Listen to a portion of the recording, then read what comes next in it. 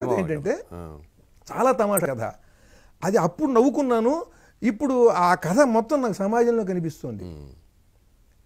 ఒక అడవిలో 5గురు వెడుతున్నారు. ఒకడు పుట్టు గుడ్డివాడు, పాపం పుట్టుకుతో పాపం అతను మనం ఏం చేయలేం, భగవంతుడు ఒక్కొక్కసారి అలా చేస్తాడు. ఒక అతనికి బ్రహ్మచముడు, అసలు వినపడదు. ఒక అతనికి 2 కాళ్ళు లేవు. ఈ కాళ్ళు లేని అతను ఈ గుడ్డివా అతని మీద ఎక్కాడు. ఇతను దారి చూపిస్తుంటే అతను వెడుతున్నాడు. ఇంకోవాడికి ఈ భుజాల వరకు చేతులు లేవు. ఈ 4. 5వ వాడికి ఒక పాత గోచి తప్ప ఏం లేవు, గర్భదరిద్రుడు. వీళ్ళు 5గురు వెడుతున్నారు. క్యారెక్టర్స్ ఇవి.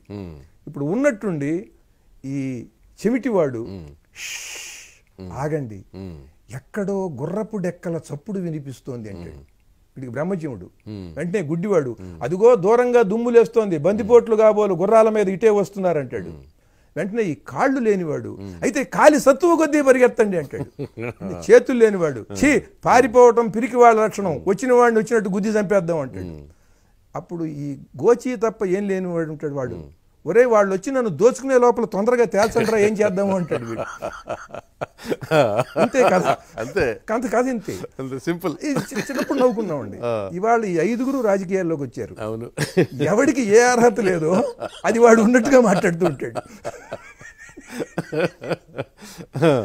ఇవాళ చూడండి మీరు, ఎవడికి ఏ అర్హత ఉండదో వాడు అది తనకు అర్హత లాగా చెప్తాడు. మొట్టమొదట ఎక్కడో గుర్రపు డెక్కల చప్పుడు వినిపిస్తుంది అన్నాడు అనుకోండి, వెంటనే పక్కన వాళ్ళు ఏమనాలి, ఒరేయ్ నీకు చెవుడురా, వినిపిస్తే మాకు వినిపించాలి, దొర్మి అంటే అయిపోయేది. ఇప్పుడు ఎవడు వాడి లోపాన్ని వాడు కవర్ చేసుకున్నాడు గనక మన లోపం మనం కూడా కవర్ చేసుకున్నాం. అంటే ఒక హిపోక్రసీకి పరాకాష్ట. వాడంటాడు వాడు, వాళ్ళు నచ్చి నన్ను దోచుకునే లోపల తొందరగా తేల్చండ్రా ఏం చేద్దాము అంటాడు వాడు పెద్ద టెన్షన్ తో. అలా ఉన్నారండి మనుషులు.